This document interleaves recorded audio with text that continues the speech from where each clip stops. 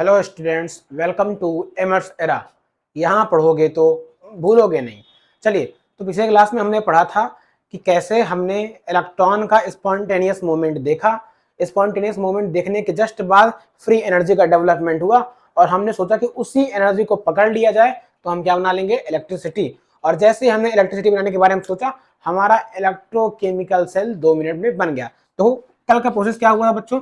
सबसे पहले जो कल का प्रोसेस हुआ था वहां पर हमने देखा कि स्पॉन्टेनियस मूवमेंट ऑफ इलेक्ट्रॉन हुआ था।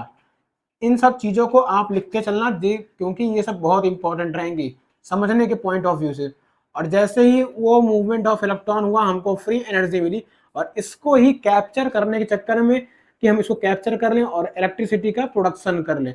और क्योंकि देखो बच्चों, जानते हो कि इलेक्ट्रिसिटी का प्रोडक्शन करना है तो कुछ ना कुछ सिस्टम तो बनाना पड़ेगा। तो सिस्टम बनाने के लिए हमने एक सिस्टम बनाया जिसको हमने कहा कि इलेक्ट्रोकेमिकल सेल का फॉर्मेशन हो गया। इलेक्ट्रोकेमिकल सेल, यहां तक तो मेरे ख्याल से कोई दिक्कत नहीं हुई होगी।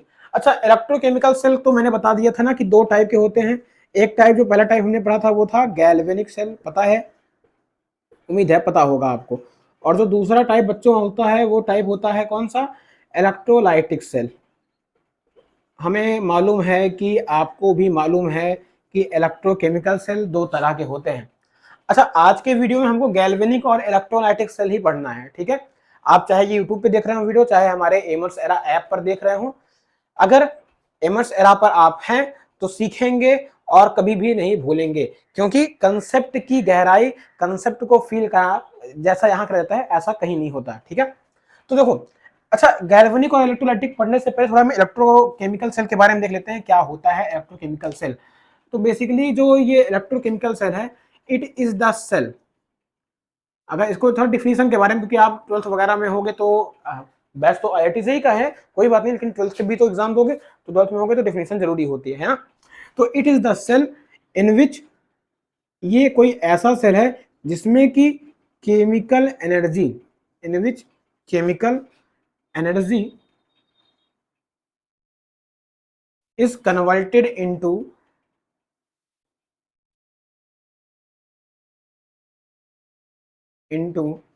Electrical energy. ये ऐसा सेल है जिसमें केमिकल एनर्जी को हम कन्वर्ट करते हैं इलेक्ट्रिकल एनर्जी में, एंड वाइस वर्सा। ये क्या है वाइस वर्सा, लिख लेते हैं फिर समझते हैं। Is known as electrochemical cell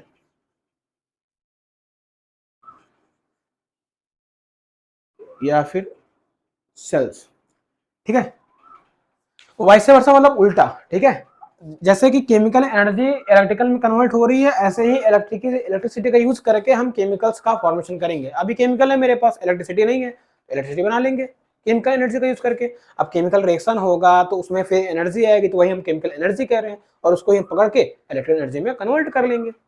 ऐसे ही वाइस वर्सा मतलब कि electrical energy that is electricity का यूज करके किसी टाइम पर हम उसको बनाएं, उससे हम केमिकल का प्रयोग करेंगे या केमिकल्स को हम प्रोड्यूस कर पाएंगे, है ना। अभी देखेंगे इलेक्ट्रोलाइटिक सेल में। देखो बच्चों, एक इंपॉर्टेंट बात, क्योंकि ये ऑनलाइन मोड का जो सिस्टम आ गया है, इसमें कई बार कई सारे बच्चे होते हैं जो वीडियोस देखते हैं, कई बार बच्चे क्या होता है कि वो स्किप करते हैं तो बैकलॉग लगता चला जाता है। तो नो डाउट मैं यूज कर सकता था यहाँ पर आपका डिजिटल बोर्ड यूज किया जाएगा for only practice solving and calculation के लिए, है ना, उसके लिए यूज करेंगे। लेकिन हम अभी इसी बोर्ड का यूज करेंगे बिकॉज क्योंकि यहाँ पर अभी अगर आप जब ऐसे लिखते हो, टीचर लिखेगा तो आप भी लिखोगे, तो एक आपको ऑफलाइन क्लास की फीलिंग आएगी। और बच्चा देखो, किसी भी मायने में ऑनलाइन ऑफलाइन तो मैं हमेशा मानता हूँ कि ऑफलाइन बेस्ट होती है, क्योंकि वहां पर आप फील कर पाते हो, वहां फीलिंग आती ही आती है ना। तो इसलिए हम थोड़ा कोशिश कर रहे हैं कि इसको ऑफलाइन की तरह बनाया जाए, बोर्ड का यूज कर रहे हैं। और मेरे ख्याल से आप इस चीज से समझ पा रहे होगे, मेरे साथ आप जुड़ पा रहे होगे, ठीक है। चलिए आगे बढ़ते हैं। तो देखो, इलेक्ट्रोलाइटिक सेल समझ गए। अच्छा, लगी हाथ हम गैल्वेनिक के बारे में पढ़ लेते हैं, क्या होता है गैल्वेनिक सेल। इंपॉर्टेंट है बच्चों, गैल्वेनिक तो बहुत इंपॉर्टेंट है। गैल्वेनिक सेल के बारे में आज हम पढ़ने वाले हैं, है ना। गैल्वेनिक सेल के बारे में जब देखेंगे तो सबसे पहले इसकी डिफिनीशन के साथ शुरू करते हैं। क्या होता है डिफिनीशन, जब बात करेंगे तो गैल्वेनिक सेल, एक कोई गैल्वेनिक सेल होता है इन विच फ्री एनर्जी जो फ्री एनर्जी, अभी आपको कितनी बार बताया फ्री एनर्जी, अब मुझे बताया, बताने की जरूरत नहीं होगी आपको। फ्री एनर्जी ऑफ फिजिकल, कोई फिजिकल प्रोसेस हुआ होगा, फिजिकल और chemical change, free energy of physical और chemical change is converted into electrical energy.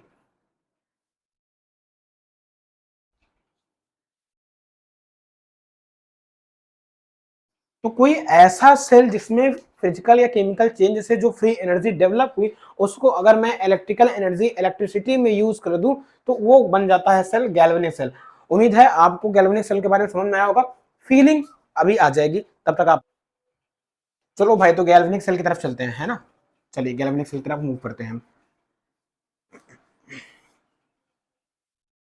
क्या होता है हमारा गैल्वेनिक सेल, उसके बारे में हम समझेंगे बहुत अच्छे से, मजा आएगा आपको भी समझने में, ठीक है। जरूरी है, मजे से समझना जरूरी है ना बच्चों, क्योंकि मजे मजे में ही तो सब होता है। पढ़ाई होती है मजे मजे में, मजे के साथ ही पढ़ाई होनी जरूरी है, नहीं होगी तो फिर मजा नहीं आएगा, है ना। मजे में मजा, वाह। चलिए इधर देखते हैं। तो देखो यार, गैल्वेनिक सेल के बारे में हम जब बात करेंगे, तो आपने तो पढ़ा है इससे पहले, जो इलेक्ट्रोकेमिकल सेल था, बनाया था मैंने ना, बनाया होगा, कॉपी में जरूर बनाया होगा। देखिए मेरे पास ऐसा एक दो हाफ सेल रहते हैं, कंटेनर बना लो ऐसा करके, तो कंटेनर बन गया। कंटेनर में हमने मान लो डाल दिया इलेक्ट्रोड, मान क्या लो, डाल ही दिया यार, मानना नहीं है, हाँ डाल ही देना है ना, इलेक्ट्रोड्स, है ना, इलेक्ट्रोड्स। देखो मेरे पास दो कंटेनर है, मान लो इस कंटेनर में ये जिंक रॉड है, जिंक इलेक्ट्रोड है, ये कॉपर इलेक्ट्रोड है, और सेम सॉल्यूशन होगा, तो हमारे पास यहाँ पर जिंक सल्फेट का सॉल्यूशन होगा, और मेरे पास यहाँ पर कौन सा सॉल्यूशन होगा बच्चों, कॉपर सल्फेट का सॉल्यूशन होगा, है ना यार। अब देखो कॉपर सल्फेट जिंक सल्फेट में अब सॉल्यूशन है, तो सॉल्यूशन बना भी दो यार, जरूरी है ना, सॉल्यूशन तो बनाना जरूरी है। नहीं तो कहोगे सर इसमें पानी कहाँ है, सॉल्यूशन कहाँ है, ये भी तो कहना जरूरी पड़ जाएगा। देखो यार, ऐसे हमने सल्फेट का सॉल्यूशन बना लिया। अब क्या किया था उस वक्त मेरे पास था कि हमने एक वायर लिया, वायर में हमने ऐसा करके स्विच बनाया, ठीक है। स्विच बनाने के बाद एक हमने बल्ब लगाया, तो बल्ब लगा दे, ऐसा बल्ब तो लग गया, है ना। ऐसा बल्ब लगाया और उसको, वायर को हमने फिर दूसरे इलेक्ट्रोड से कनेक्ट कर दिया। अब जैसे ही हमने जिंक और कॉपर को कनेक्ट किया था, मैंने बताया था कि स्पॉन्टेनियस फ्लो होगा, मतलब कि जिंक क्या होगा, जो जिंक मेटल है वो तुरंत के तुरंत क्या होगा, ये अपना ऑक्सीडाइज होना शुरू कर देगा। और ऑक्सीडाइज बच्चा कैसा होगा मालूम है आपको, ये जिंक एटम से, जिंक मेटल एटम से ये सॉल्यूशन में आएगा किस तरीके से, एस जिंक आयन आएगा, Zn+2 के फॉर्म में आएगा, आयंस के फॉर्म में। और जो दो इलेक्ट्रॉन जो निकलेंगे वो इस तरह से मूवमेंट यहाँ पर शुरू कर देंगे। ये हमने अगर मान लो यहाँ स्विच बंद कर दिया, तो बल्ब ग्लो करना स्टार्ट कर दिया, जो मेरा कल का क्वेश्चन था कि विल बल्ब ग्लो। अब इलेक्ट्रॉन यहाँ से बल्ब को ग्लो करते हुए, क्योंकि बल्ब क्यों ग्लो करेगा, इलेक्ट्रिसिटी आ गई। इलेक्ट्रिसिटी क्यों आ गई, क्योंकि हमको पता है कि फ्लो ऑफ चार्ज, इलेक्ट्रिसिटी आएगी ही आएगी। अरे पढ़ा है ना 10th में, flow of charge when unit time that is called electricity. अब क्योंकि देखो अब इलेक्ट्रॉन फ्लो किया, इलेक्ट्रॉन यहाँ पर आया, जैसे इलेक्ट्रॉन यहाँ पर आया तो यहाँ पर कॉपर+2 स्टेट में बैठा था, उसने सोचा कि मैं अपने आप को कॉपर में बदल लूं।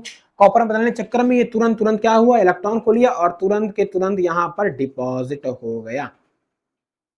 यहाँ तक का केस हमने देख लिया था, है ना। अब देखो यार, इतना केस तो मालूम चल गया था। अब कहोगे सर इससे आगे क्या, देखो बच्चों इससे आगे में मेरे पास zinc sulphate copper sulphate solution से इलेक्ट्रॉन ऐसा ट्रांसफर हुआ और बल्ब जला। कब तक जलेगा, क्वेश्चन था ना, कब तक जलेगा, how much time will bulb glow. तो देखो यार, जब ऐसा हो रहा था प्रोसेस, तो लगातार जिंक जो रॉड थी वो घट भी तो रही थी, ब्रेक भी हो रही थी लगातार, ऐसा ऐसा करके। अब कितने देर तक ये बल्ब जलेगा वो डिपेंड करता है कि देखो हमारे पास सॉल्यूशन में, देखो यहाँ पर Zn+2 आया, फिर हमारे पास Zn+2 आएगा, फिर हमारे पास Zn+2 आएगा, फिर मेरे पास Zn+2 आएगा, तो इसमें बहुत सारे जिंक पॉजिटिव आयंस आ गए, मतलब कि इसमें पॉजिटिव चार्ज डेवलप हो गया। अच्छा ऐसे जब जाओगे तो कॉपर सारा डिपॉजिट होता रहेगा कॉपर इलेक्ट्रोड्स के ऊपर, तो इस सॉल्यूशन में sulphate -2 ion, sulphate -2 ion develop होंगे, सल्फेट -2 आयन डेवलप होंगे। और एक ऐसा टाइम आएगा जब ये पूरा ये जो हाफ सेल है ये इलेक्ट्रॉन के आने को, इलेक्ट्रॉन के अराइवेशन को वो रोक देगा, इलेक्ट्रॉन को वो रिपेल करने लगेगा, क्योंकि अब इलेक्ट्रॉन नहीं आना चाहिए यहाँ पर, क्योंकि माइनस माइनस रिपेल करेगा ना। और जैसे ये टाइम आएगा ये बल्ब विल स्टॉप ग्लोइंग, अब ये बल्ब जलना बंद कर देगा। लेकिन हमें चाहिए था क्या, हमें तो बल्ब जलाना है। तो बल्ब जलाने के लिए हम सहारा लेते हैं यूट्यूब का। नहीं जिस पे पढ़े वो वाला यूट्यूब नहीं, दूसरा यूट्यूब, चलो देखते हैं। ये बेसिकली यूट्यूब ऐसा यूट्यूब है, मैंने देखो यूट्यूब बना दिया ऐसा। तो ये यूट्यूब थोड़ा अलग तरीके का है, ये यूट्यूब नहीं यू सेव्ड ट्यूब है। It is not YouTube, it is basically you saved tube. You saved tube में हमने क्या रखा है, यू सेव्ड ट्यूब में हम रखेंगे inert electrolyte, inert electrolyte plus अगर अगर जेल रखेंगे। अगर अगर जेल ये पॉलीसेकेराइड्स वगैरह है, इसको आप बायोमोलिक्यूल्स में पढ़ेंगे। और हम साथ में अगर अगर जेल के साथ जेलेटिन भी रखेंगे, जेलेटिन। और इन सब को लेके हम क्या करेंगे, बॉयल करेंगे। बॉयल करने के बाद हम इसको क्या करेंगे, कूल करेंगे to form jelly like shape, जिससे कि जेली लाइक स्ट्रक्चर बन जाए, जेली लाइक शेप में आ जाए ये। अच्छा आप कहोगे सर बताया नहीं तुमने कि इनर्ट इलेक्ट्रोलाइट क्या होता है। अरे यार इनर्ट इलेक्ट्रोलाइट या तो KCl ले लो, KNO3 ले लो, NH4Cl ले लो। लेकिन लेकिन लेकिन लेकिन लेकिन देख लो NaCl ना लेना। अब why we do not take NaCl, question में दे देता हूं, इसका आंसर मान लो निकाल लेना, नहीं है तो हमसे पूछ लेना, ठीक है। Why we do not take NaCl as inert electrolyte. हम NaCl को इनर्ट इलेक्ट्रोलाइट की तरह क्यों नहीं लेते हैं, इसका आंसर निकाल के बताना, ठीक है। नहीं लेते हैं, आंसर तुम्हें बताना है। अच्छा जो यू शेप्ड ट्यूब है इसी को हम कहते हैं सॉल्ट ब्रिज। क्या कहते हैं बच्चों, इसी को हम कहते हैं सॉल्ट ब्रिज, इसका नाम होता है सॉल्ट ब्रिज। और सॉल्ट ब्रिज को अब हम क्या करेंगे, उल्टा कर देंगे। और उल्टा, अच्छा उल्टा में यहाँ पर एक काम करेंगे, यहाँ पर हम कॉटन लगा देंगे, ठीक है, जिससे कि जो अंदर की चीजें हैं, अंदर का मामला बाहर ना आ जाए, इधर भी कॉटन लगा देंगे। अब उल्टा करके इसको हम इसे इसमें डाल देंगे अपने सॉल्यूशन में। देखो सॉल्यूशन में डाल दिया, सॉल्यूशन में डाल दिया, इसमें इनर्ट इलेक्ट्रोलाइट भरी पड़ी है, ठीक है। अब जैसे ही देखो, अब हमारा प्रोसेस वापस से शुरू हो गया, ठीक है बच्चों। जैसे ही देखो मेरे पास ये जिंक रॉड टूटेगा, जिंक आयन में आएगा, तो यहाँ पर पॉजिटिव आयन है, तो तुरंत की तुरंत इधर से निगेटिव आयन फ्लो करके नीचे आ जाएगा, Cl निगेटिव आ जाएगा, और Zn+2 Cl2 Zn आपका पीपीटी बन जाएगा, पीपीटी बन जाएगा, या एक हमारा कंपाउंड बन जाएगा, ठीक है। उसके बारे में बाद में बात करेंगे। इधर से जैसे ही sulphate ion, that is negative ion इसमें ज्यादा होगा, तुरंत ही तुरंत यहाँ से क्या आ जाएगा, K+ आ जाएगा, K2SO4 बन जाएगा। अब बेसिकली ये जो यू शेप्ड ट्यूब है, जो उल्टी लटकी पड़ी है, जिसका नाम हमने अभी जाना कि इसको हम कहते हैं सॉल्ट ब्रिज। इसका बेसिकली एक सिंपल सा काम है, क्या काम है कि ये मेंटेन करती है electrical neutrality. It maintains electrical neutrality in the two half cell. Neutrality in two half cell. समझ आ रही बच्चों, ये दो हाफ सेल में इलेक्ट्रिकल न्यूट्रलिटी मेंटेन करती है। अब क्योंकि ना यहाँ ज्यादा पॉजिटिव चार्ज होगा, यहाँ ना यहाँ ज्यादा नेगेटिव चार्ज होगा, तो लगातार इलेक्ट्रॉन का फ्लो बनता रहेगा। और जब लगातार इलेक्ट्रॉन का फ्लो बनता रहेगा तो सिंपल सी बात है ना यार, लगातार इलेक्ट्रिसिटी का प्रोडक्शन होता रहेगा, लगातार बल्ब जलता रहेगा। और जो ये मेरा पूरा का पूरा एक स्ट्रक्चर, पूरा का पूरा मेरा जो सिस्टम बना, इसी को मैंने कहा कि ये है गैल्वेनिक सेल। क्या है बच्चों, this is nothing but it is a galvanic cell. अच्छा गैल्वेनिक सेल में इसमें मैंने यूज किया जिंक इलेक्ट्रोड और कॉपर इलेक्ट्रोड को, जिंक सल्फेट का सॉल्यूशन, कॉपर सल्फेट का सॉल्यूशन। तो जब कभी भी मैं जिंक सल्फेट या कॉपर सल्फेट का सॉल्यूशन या जिंक इलेक्ट्रोड कॉपर इलेक्ट्रोड का यूज करते हैं, तो इसको हम गैल्वेनिक की जगह हम डेनियल सेल भी कहते हैं। नाम दे दिए यार, जैसे तुम हमको कहोगे शिवम सर है, तो कभी ये सिस्टम मैंने कह देंगे डेनियल सेल। इंपॉर्टेंट बात, अब डेनियल सेल में जो मेरा जिंक यहाँ पर इलेक्ट्रोड होता है, इसे हम क्या कहते हैं बच्चों, इसे हम कहते हैं एनोड। आप कहोगे ये इसका सर टर्मिनल क्या होगा, तो इसका टर्मिनल होगा पॉजिटिव, नहीं निगेटिव। ये इसको कहते हैं कैथोड। इसका टर्मिनल कौन सा होगा सर, पॉजिटिव। कहोगे सर कैथोड तो निगेटिव होता है, मैंने कहा पॉजिटिव होता है। अभी के लिए जान लो, इसके बारे में चर्चा करेंगे बाद में। तब से चलो इसको नोट कर लो 1 मिनट के अंदर, चलो।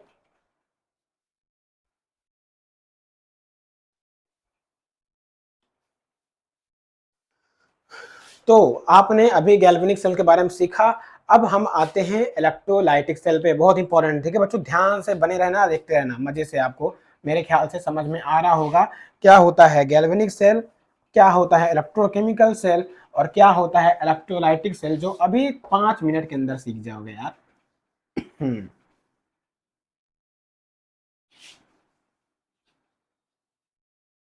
जरूरी है ना, सीखना इज जरूरी। थोड़ा साफ जरूरी है, साफ सुथरा भी, साफ सफाई भी जरूरी है ना बच्चों। बिना उससे काम कैसे चलेगा।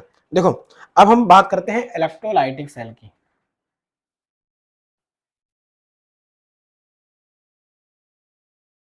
इलेक्ट्रोलाइटिक सेल ये क्या होता है basically. Electrolytic cell it is the cell in which electricity is used to carry out non-spontaneous chemical change.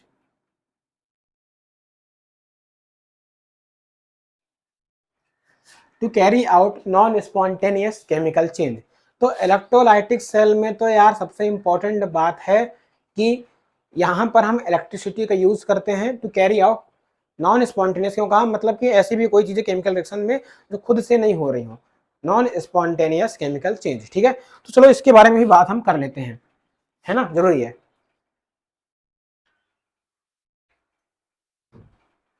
तो इसके बारे में चलिए भैया इसके बारे में बात करते हैं।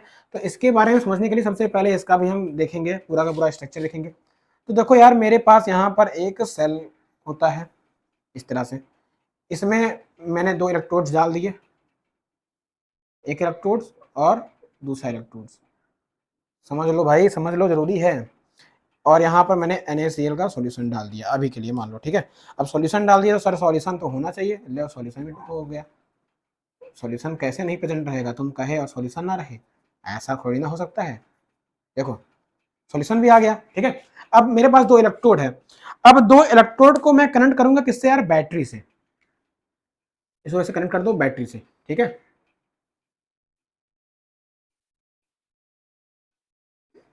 आपने 9-10 में पढ़ा होगा, बैटरी का बड़ा टर्मिनल पॉजिटिव टर्मिनल, बैटरी का छोटा टर्मिनल निगेटिव टर्मिनल। कोई दिक्कत नहीं, दिक्कत।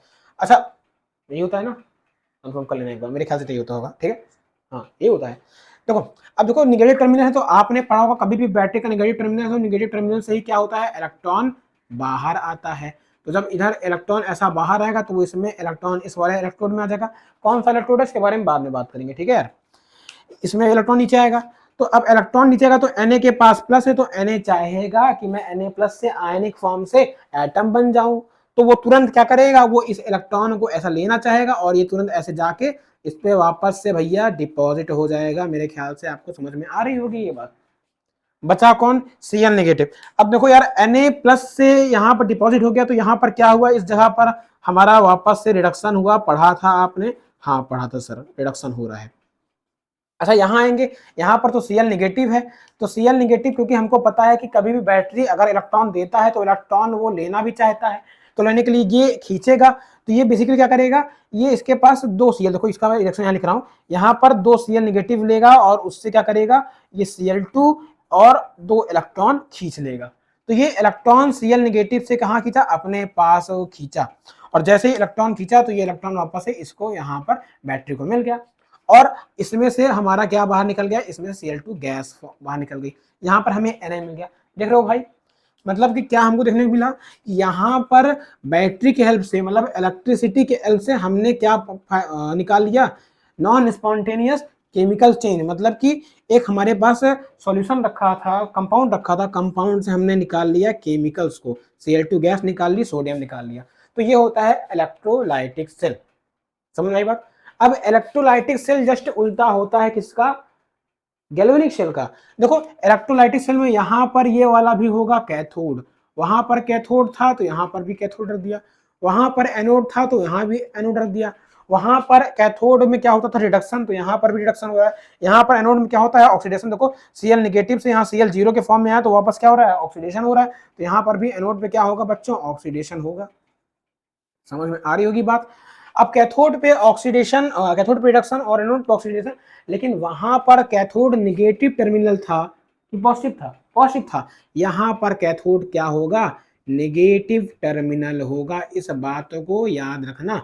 यहाँ पर एनोड क्या होगा, यहाँ पर एनोड आपका पॉजिटिव टर्मिनल होगा।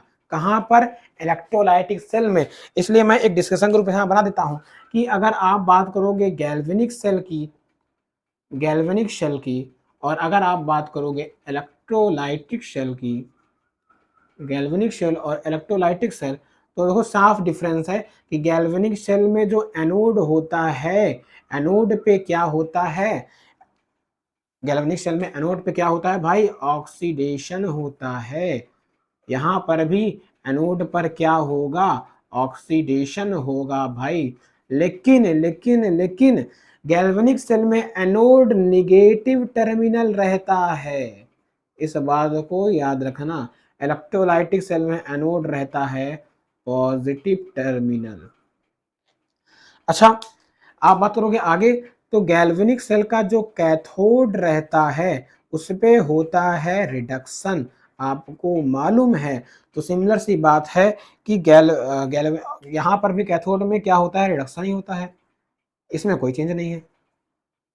इलेक्ट्रोलाइटिक सेल में भी रिडक्शन ही तो होता है, कोई इसमें चेंज नहीं। लेकिन गैल्वेनिक सेल में जो कैथोड है वो होता है पॉजिटिव टर्मिनल बच्चों। लेकिन इलेक्ट्रोलाइटिक सेल में जो कैथोड होता है वो होता है नेगेटिव टर्मिनल। अब क्यों, कहां पर, कैसे पॉजिटिव नेगेटिव बन जा रहा है, इसके बारे में हम बात करेंगे। मुझसे जुड़े रहोगे, मैं बताऊंगा, कोई और बता नहीं पाता है, यूट्यूब पे देख लेना, मेरे यहाँ मालूम चलेगा और कहीं नहीं। ठीक है, उम्मीद है आपने इलेक्ट्रोलाइटिक सेल समझा होगा क्या होता है, आपने गैल्वेनिक सेल समझा होगा क्या होता है। और आज का लेक्चर यहाँ तक ही सीमित है। मिलेंगे हम आपसे कल नोटेशंस के साथ, और आज के लिए धन्यवाद। जय हिंद, भारत माता की जय। फिर मिलेंगे बच्चों, बाय।